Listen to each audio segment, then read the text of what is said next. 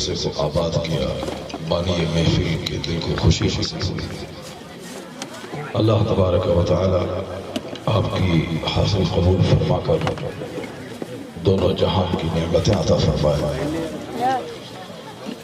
اور جلسے میں بہت زیادہ لوگ رہیں اس سے جلسہ کامیاب نہیں ہوتا ہے۔ جلسے میں جتنے بھی لوگ رہیں سب زندہ دل رہیں تو اس سے جلسہ کامیاب ہوتا ہے۔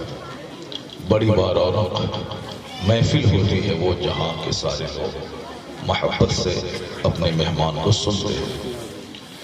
مجھے کہا گیا تھا کہ یہاں 10-20 لوگ ہیں، 10-20 لوگ، الحمدللہ میں یہاں دیکھتا ہوں کہ سینکڑوں کی تعداد میں لوگ موجود ہیں۔ کڑاکے کی سردی میں بیٹھ کر اپنے مہمان کو سننا، جنت اور آخرت کی بات سننا، زندگی کے سنوارنے کی بات سننا، یہ بہت بڑی نعمت ہے۔ ورنہ آج کل کون کس کو سنتا ہے؟ دوسری محفلوں میں جہاں وقتی لذت ملتی ہے وہاں تو کچھ لوگ نظر آتے ہیں، لیکن جہاں دنیاوی لذت کا کوئی سامان موجود نہ ہو اور وہاں اگر اتنے لوگوں کی بھیڑ جمع ہوتی ہے تو سمجھ لیں کہ ابھی اسلام زندہ ہے۔ جو لوگ یہ کہتے ہیں کہ اسلام دھیرے دھیرے کمزور ہو رہا ہے وہ غلط کہتے ہیں۔ میں ابھی 3-4 مہینے سے لگاتار ہندوستان کے بڑے بڑے شہروں اور اسٹیٹس میں گھوم گھوم کر خطاب کر رہا ہوں اور ہر جگہ کورونا کال سے پہلے کے مقابلے میں بڑا مجمع میں دیکھتا ہوں۔ یہ اس بات کی دلیل ہے کہ مصیبتوں سے مسلمان اور مضبوط ہو جاتا ہے۔ ذرا زور سے بولیں نا سبحان اللہ۔ ہم ابھی آدھا گھنٹہ بولیں گے پسینہ آئے گا، جب پسینہ جہاں آ گیا تو پھر 4 گھنٹے آپ کی چھٹی نہیں ہوگی، 4 گھنٹے بیٹھنا پڑے گا۔ اگر آپ بولیں گے زور سے تو 1 گھنٹے میں چھوڑ دوں گا، اگر آپ بولیں گے زور سے سبحان اللہ تو 1 گھنٹے میں ختم کر دوں گا، اور اگر آپ نہیں بولیں گے اور صرف مجھ کو ہی بولنا پڑا تو میں 4 گھنٹے میں نہیں چھوڑوں گا۔ اب آپ فیصلہ کر لیے کیا کریں گے؟ 1 گھنٹے میں ختم کر دوں گا جب آپ بولیں گے۔ ذرا زور سے بولیں سبحان اللہ۔ الحمدللہ ماشاءاللہ بہت خوبصورت محفل، آپ کی توجہ بالکل جوان ہے اور آپ کی آنکھیں کھلی ہوئی ہیں، چہرے پہ مسکراہٹ ہے۔ اس محفل کو سجانے نکھارنے میں ابھی شاعر اسلام جناب مبارک حسین مبارک صاحب کا بڑا ہاتھ رہا۔ آواز میں پہلے سے زیادہ درد پایا جاتا ہے کیونکہ ابھی تازہ یہ مدینہ شریف سے واپسی ہوئی ہے۔ سبحان اللہ۔ میں نے اسے چھوڑ دیا، 2.5 گھنٹے ہاتھ میں رکھے۔ ابھی تو پرسوں گجرات میں بولے 2.25 گھنٹے لگ بھگ ہاتھ میں رکھ کر کے وہاں پریکٹس ہے اسے۔ ہاں الحمدللہ اس سے تو تکلیف نہیں ہوگا اسے۔ ہاں تکلیف ہم کو نہیں ہے، ٹھیک ہے، اس میں چونکہ آواز تھوڑی اچھی رہتی ہے، صاف آتی ہے۔ تو میں کہہ رہا تھا کہ ابھی تازہ یہ مدینہ سے چل کے آیا ہے، ابھی سر کے بال بھی اس کے چھوڑ رہے ہیں چونکہ انہوں نے عمرہ کر کے وہاں سر کے بال کو مونڈا اور گناہوں کو جھاڑ کے بھی آیا ہے۔ جب آدمی کا گناہ کم ہوتا ہے تو ان کی بات میں مٹھاس اور لذت ہوتی ہے۔ گنہگار لوگ چاہے وہ 1000 چلائیں چیخیں اس کی بات میں دم نہیں ہوتا، اس کی بات میں لذت نہیں ہوتی۔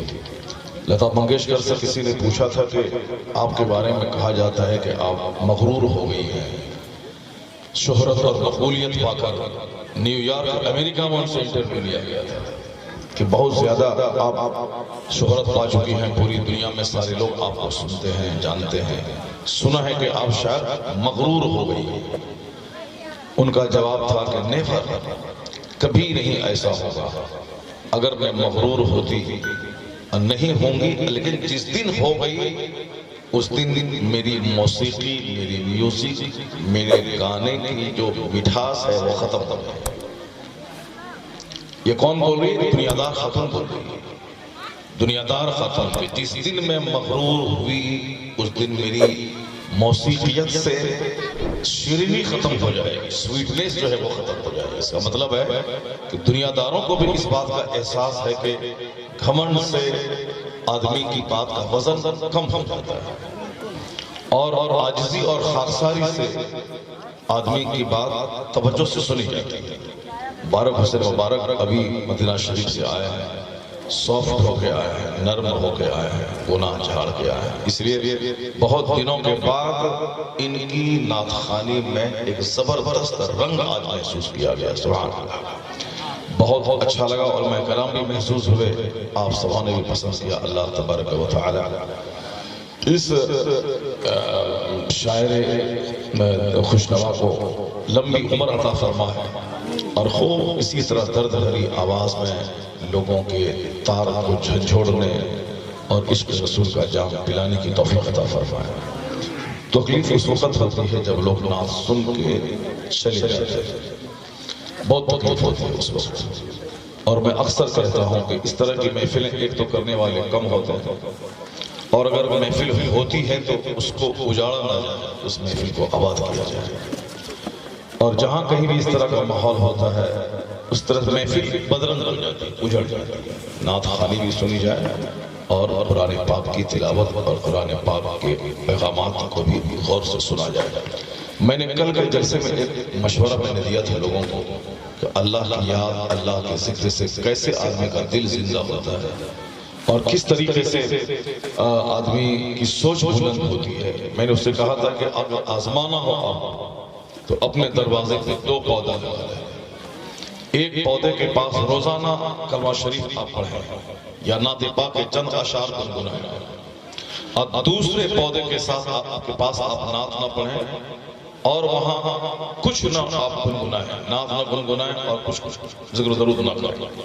40 دن کے بعد دونوں پودوں میں آپ فرق محسوس کریں گے. اس کے پاس ذکر کیا گیا، اللہ کا نام لیا گیا، نعت پاک پڑھی گئی، اس پودے کی کلیاں، اس کے پھول دوسرے پودوں کے مقابلے میں زیادہ نظر آتے ہیں.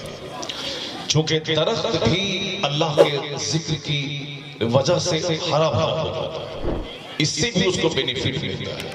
جب ایک بے روح بے جان درخت جو انسان اور جانور کی طرح اس میں ہم جان محسوس نہیں کرتے، بظاہر وہ ہنستا ہے اور روتا ہے. یہ اور بات ہے کہ نیچرلی درخت روتے بھی ہیں اور ہنستے بھی ہیں. اللہ کے ذکر کا فائدہ اس درختوں کو بھی ملتا ہے.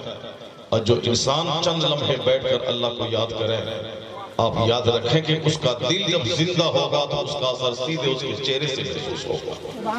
سکون پانے کا سب سے بڑا ذریعہ ہے اللہ کا ذکر کر کر اپنے آپ کو دنیا میں سیٹسفائیڈ اور مطمئن رکھنے کا سب سے شاندار طریقہ ہے اللہ کا ذکر کر کر. ذکر کو سننا اور ذکر کرنا، ذکر کی محفلوں میں بیٹھنا، اور جو ذاکرین لوگ ہیں ذکر کرنے والے ان کی صحبتوں میں رہنا، اس سے آدمی کا دل زندہ رہتا ہے. آج پہلے کے مقابلے میں دولتیں میرے پاس بڑھ گئی، مکانات بڑھ گئے ہیں، لیکن چہرہ سوکھ رہا ہے.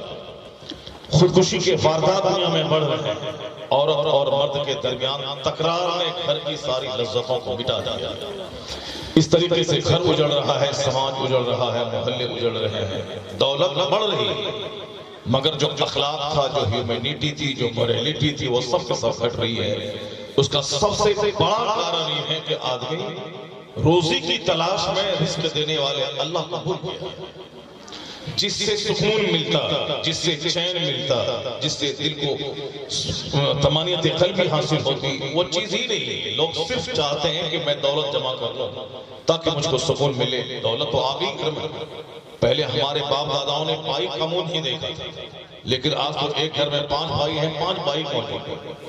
پہلے ہمارے گاؤں میں 1000 کی آبادی میں ایک کار نہیں ہوتی تھی، لیکن آج کی تاریخ میں ایک گاؤں میں 10-10 20-20 کاریں دوڑتی ہیں.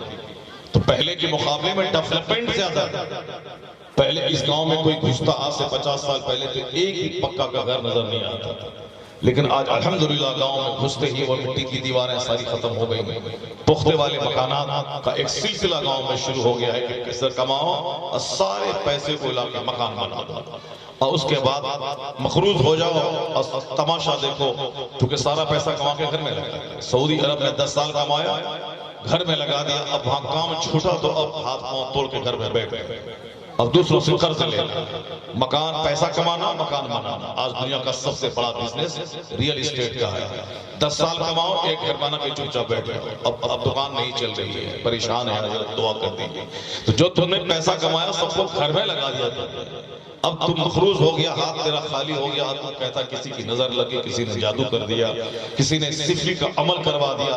یہ سب جھوٹ باتیں ہیں. سچی بات یہی ہے کہ مال تو بڑھ رہا ہے لیکن سکون قلب نہیں ہے، زندگی میں چین نہیں ہے. تو چین اور سکون ہوگا کیسے؟ اللہ نے سکون کا سب سے بڑا فارمولہ دیا ہے. الا بذکر اللہ تطمئن القلوب. جان لو کہ دلوں کو آرام صرف اللہ کے ذکر میں ملتا ہے. اگر یقین نہیں آئے تو 2 رکعت نماز پڑھنے کے بعد مسجد میں آپ چند لمحے بیٹھ جائیں، لا الہ الا اللہ کا ورد کریں، پھر آپ دیکھیں کہ کس طریقے سے ذکر ہوتا جاتا ہے. ادھر دماغ اور دل کے سارے ٹینشن ختم ہوتے جاتے ہیں اور آدمی کے دل کو سکون اور قرار مل جاتا ہے. اس لیے ہمارے بزرگوں نے ذکر کے بہت سارے طریقے بتائے. نماز پنجگارہ تو فرض ہے، اس سے بڑا کوئی فرض نہیں. حج سے بڑا فرض ہے نماز، زکات سے بڑا فرض ہے نماز. نماز سے چھٹکارا نہیں، وہ تو 24 گھنٹے میں 5 ٹائم پڑھا. اس کے علاوہ ذکر کے بہت سارے طریقے بتائے ہمارے بزرگوں نے قائم کیے. قرآن شریف میں آیا ہے کہ جب تم نماز مکمل کرو فانتشروا فی الارض، زمین پہ پھیلو، روزی کی تلاش کرو نماز کی تکمیل کے بعد. اور دوسری جگہ آیا ہے کہ جب تم ذکر سے فارغ ہو جاؤ تو پھر مزید ذکر میں کوشش کرنا نماز پڑھنے کے بعد. وَاذْكُرُوا اللَّهَ قِيَامًا وَقُعُودًا وَعَلَىٰ جُنُوبِكُمْ. ایک تو ہے نماز کی صورت، اس کے علاوہ ذکر کی صورتیں ہیں کھڑے بیٹھے لیٹے، ہر حال میں اللہ کا ذکر کرتے رہنا.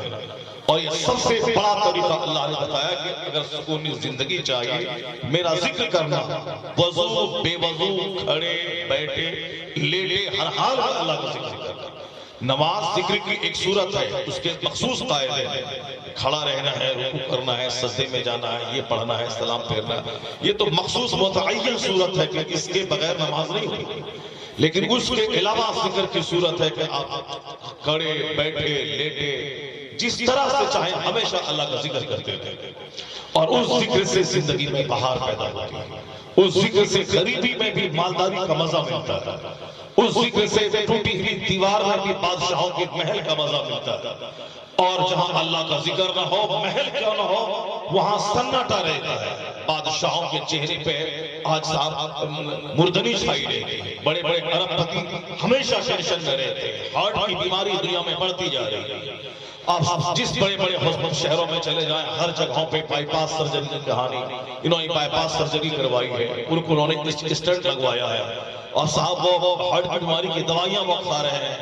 اس طریقے سے دل کا مرض بڑھتا چلا جا رہا ہے. اس کا سب سے بڑا فیکٹر یہی ہے کہ اس دل کو جو غذا ملنی چاہیے وہ غذا ہی نہیں دی گئی. دل کی غذا ہے اللہ کا ذکر، دل کی غذا ہے سبحان اللہ پڑھنا، دل کی غذا ہے الحمدللہ پڑھنا، دل کی غذا ہے سبحان اللہ وبحمدہ سبحان اللہ العظیم کہنا، دل کی غذا ہے قرآن پاک کی تلاوت کرنا. تو جو غذا دل کو نہیں ملے یہ دل تو اداس ہوگا، دل تو بیمار ہوگا، دل کی بیماری تو بڑھتی چلی جائے گی. لوگ شراب میں مستی کھوج رہے ہیں. شراب سے سب سے بڑا نقصان ہارٹ اور دل کا ہوتا ہے. لوگ گانے بجانے ناچنے میں سکون چاہتے ہیں، جبکہ اس کا سب سے بڑا نقصان ہارٹ کا ہوتا ہے. دنیا کی گفتگو کا سب سے بڑا نقصان ہوتا ہے کہ آدمی کا دل سخت اور دل اندھا ہو جاتا ہے. بزرگوں نے کہا ہے کہ 3 دن لگاتار کوئی عالم دین کتابوں کا مطالعہ چھوڑ دے ان کا دل مرنے لگتا ہے. عالم جو 20 سال مدرسے میں پڑھے وہ کنٹینیو 3 دن کتابوں کا مطالعہ چھوڑ دے ان کا دل مرنے لگتا ہے. اس کے دل میں بھی دنیاوی خیالات آنے لگتے ہیں، ان کے دماغ میں بھی غفلت چھانے لگتی ہے. 3 دن مطالعہ چھوڑ دے. جو 20 سال پڑھا وہ 3 دن مطالعہ چھوڑ دے ان کا دل مرنے لگتا ہے. اور جو کبھی نہیں پڑھا ہو، کبھی پڑھو کی صحبت میں نہ رہتا ہو، ان کے دل کے مرنے کا عالم کیا ہوگا؟ یہی عالم ہوگا کہ مسجدیں ویران ہیں، سنیما ہال آباد. یہی ویرانی کی کہانی ہے کہ جلسے اجڑ گئے ہیں، قوالی کی محفلیں آباد. یہی ویرانی کی کہانی ہے کہ صاحب جلسے میں چند گاؤں دیہات کے لوگ بیٹھتے ہیں اور نیتاؤں کی محفل میں بڑے بڑے S P D M highly qualified educated لوگ، مالدار سارے لوگ بیٹھتے ہیں. یہ دل کے مرنے کی کہانی ہے کہ میں بمبئی چلا جاؤں اور چندہ کروں، میرے مدرسے میں 100 بچے پڑھتے ہیں، کوئی گھاس ڈالنے کو تیار نہیں. وہی ہمارے گاؤں کا کوئی وہاں چلا جائے کہ میں مسلمانوں کے لیے بہت بڑا کام کر رہا ہوں، मेडिकल कॉलेज खोल रहा हूँ, ITI कॉलेज खोल रहा हूँ, तो फिर देखे वो वहां से 10 करोड़ रुपए चंदा लेके लौट जाता है। अब सर सैयद अहमद खान के बारे में अकबर इलाहाबादी ने कहा था कि गजट लेके निकला जो सैयद वो लाखों पाए, मौलवी कुरान दिखाता रहा पैसा न मिला। ये आज से 100 साल पहले अकबर इलाहाबादी ने कहा था कि सैयद जो गजट लेके निकले तो लाखों पाए। यानी उस वक्त सर सैयद अहमद खान अलीगढ़ यूनिवर्सिटी की तैयारी कर रहे थे। वो जहां जाते कोई ईमानदार उसको 2 बीघा जमीन देता, कोई 1 एकड़ जमीन देता, कोई 20 एकड़ जमीन देता। इस तरह हिंदुस्तान की सबसे बड़ी यूनिवर्सिटी AMU अलीगढ़ मुस्लिम यूनिवर्सिटी कायम हो गई। इतनी जमीन उस यूनिवर्सिटी में है, शायद के मिलिया में भी JNU में उतनी जमीन नहीं है, इतनी जमीन अलीगढ़ मुस्लिम यूनिवर्सिटी में है। वो निकले थे क्यों? अंग्रेजी की तालीम होगी। अंग्रेजों के साथ बैठ के उन्होंने लंदन में समझौता किया था कि आपका कब्जा तो इंडिया में है ही, मुसलमान गरीब खस्ता हाल है, उनकी तालीम का बंदोबस्त कर दीजिए। तो अंग्रेजों ने उनकी बात पे हाँ कह करके उसको इदारा कायम करने की अनुमति दे दी। अब वह भीख मांग के चंदा करने लगे, जमीन मांग कर। जिसके पास जाते वो जरूरत नहीं देता चंदा, फिर दोबारा जाता। एक बार चंदा करने के लिए गए, किसी सेठ ने उसके मुंह पे थूक दिया, मुंह पे थूक दिया। आज मैं किसी के पास जाता हूँ, मदरसा चलाता हूँ, वो बोलता नहीं नहीं आप लोगों का काम ही दुकान खोल के चलाना, तो फिर दोबारा वो नहीं देता है चंदा, और मैं नहीं जाता हूँ उसके पास। वापस अपने पास रखो, मदरसा दीन का काम है मैं कर लूंगा, कौन तुम्हारे पास जाएगा? ये और मेरे जैसा मौलवी ऐसा कहता है। इसीलिए मैं सारी जिंदगी मेहनत करके 5 कट्ठे में 5 कमरे का मदरसा बना के चलाता रहता हूँ और मर जाता हूँ। न तालीम अच्छी न इमारत अच्छी रहती है, मगर अलीगढ़ यूनिवर्सिटी कायम करने के लिए उस सेठ ने उसके मुंह पे थूक दिया। फिर दोबारा सर सैयद अहमद खान उसके पास गया, मैं मुसलमानों के लिए, मुसलमानों के बच्चों के लिए मैं एक बहुत बड़ी यूनिवर्सिटी कायम करना चाहता हूँ। उसने कहा कि अब तुम इदारा चला। अब जब अपने नफ्स को तुम मिटा दिया, अपनी इज्जत को तुमने मिट्टी में मिला ली, और बेइज्जती सहने के बावजूद भी इदारे के लिए तुम मेरे पास आ गए, अब तुम इदारा चला लेगा, तेरा इदारा चलेगा। अब सुन लो, उस वक्त मैंने थूका था तेरी आजमाइश की खातिर, अब मैं 25 एकड़ जमीन में इदारे को मैं दे रहा हूं। ये है सब्र का फायदा। ये काम करने के लिए आदमी को गिरना पड़ता है, काम करने के लिए आदमी को अपनी अनानियत को मिटाना पड़ता है, तब होता है। आज हमारा सारा काम गुस्से की वजह से बनाया काम बिगड़ जाता है। मैं गुस्से की वजह से कहीं रह नहीं पाता, गुस्से की वजह से मैं इदारा कायम नहीं कर पाता, गुस्से की वजह से मैं कोई अपनी छाप नहीं छोड़ पाता हूँ। बस मैं 10 जगहों पे रहा और कमाया खाया और मर गया। मेरी तरफ कोई मंसूब हो के गांव के 50 लोग कहें कि मैं नमाजी हूं इनकी वजह से, मैं दीनदार हूं इनकी वजह से, मैं सुन्नी हूं इनकी वजह से, हमारा गांव खुशहाल है इनकी वजह से। यानी क्रेडिट किसी के सर जाए, क्रेडिट किसी के सर जाने के लिए बहुत मेहनतों की जरूरत होती है, बहुत सब्र की जरूरत होती है, तमाम तकलीफें उठाकर उस जगह को पकड़े रहने की जरूरत होती है। शुरू में एक इमाम साहब गांव में जाते हैं, मस्जिद में इमामत करते हैं, उनके दिमाग में रहता है कि मैं इस गांव में आकर के मैं दीन का काम करूं, लेकिन लोग उसे कहते हैं कि अरे बहुत लोग आए चले गए। इमाम साहब सब्र के साथ रहते हैं। लोग कहते हैं अरे इमाम साहब हैं, आए हैं, खाएंगे सोएंगे चले जाएंगे। ये बेचारा सब्र के साथ रहता है। लोग